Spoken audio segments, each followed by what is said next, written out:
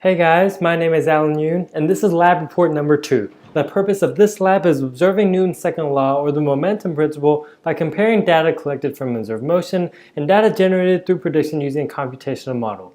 This is a form we've discussed used for making predictions, where the final velocity equals the initial velocity plus F net over mass times the change in time. In this case, we're observing an object with a continuously changing non-zero net force. More specifically, the weight force of gravity on the mass of a tennis ball and the force of turbulent drag, which is proportional by some constant b to the magnitude of velocity squared, and F net is a combination of both of these forces. This is my clip of me dropping a tennis ball. The clip begins after the ball was released from my hand. The ball falls from rest, so the initial velocity is 0, and the forces acting on the ball are those discussed previously. We begin at frame 9 and end at frame 28, with each frame measuring about 1/30th of a second. The analysis was calibrated using my own personal height of 6 feet, which equals about 1.8 meters as seen here. The axis was placed so that the origin is on the ball center of mass and oriented so that the y-axis was parallel to the ball's motion with the negative y-axis pointing down. The ball's motion was not straight down in the video, so the y-axis was tilted accordingly by about 1 degree. As we can see here, tracker marks the point of the ball in each frame and records all the data here, which will be used later, and the general appearance of the graph of time versus y position is seen here. Using VIDLE, I created a computational model that uses Newton's second law to predict an object's motion. The mass of the tennis ball, about 57 grams, the starting position, and the starting velocity are all noted here. We also define our delta t value as 0.001 seconds. The magnitude of the acceleration of gravity, 9.8 meters per second squared, is noted here.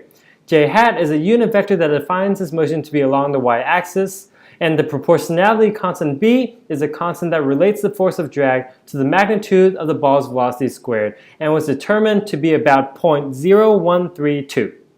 Within the while loop that is set to stop at 0.633 seconds, we have defined both the weight force and the drag force to make up F net, and the rest are the forms of Newton's second law that were discussed in the previous lab.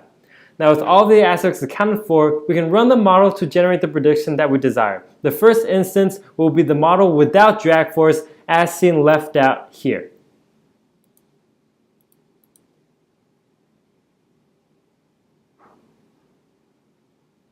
And the next will be the model with drag force, both of which will be analyzed later.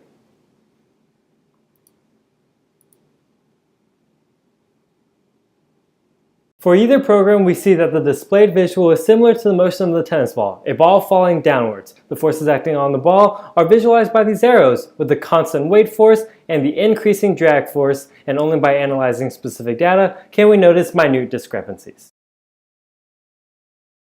All of the data is plotted on one graph seen here. Here we have the graph created from the data generated from the observed tracker analysis noted by the red line.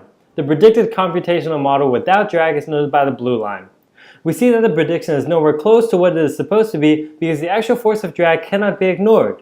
The green line marks the computational model with drag, and the b constant discussed earlier was calculated by lining up the endpoint of the tracker data and the model. We see that this is much more accurate of a prediction, but still not perfect.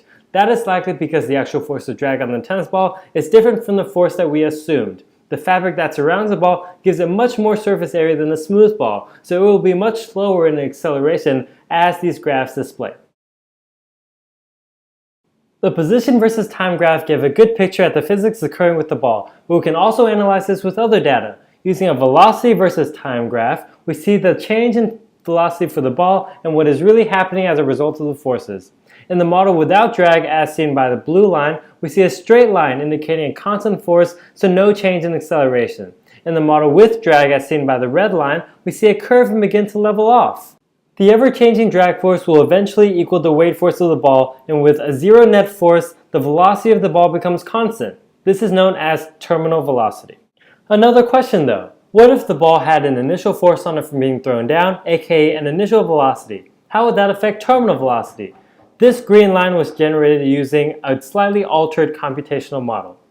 If the ball had an initial force on it that gave it an initial velocity of, say, 5 meters per second in the negative y direction, it should still have the same terminal velocity, since the ball and the medium in which it travels through are constant, but would merely reach that speed in shorter time.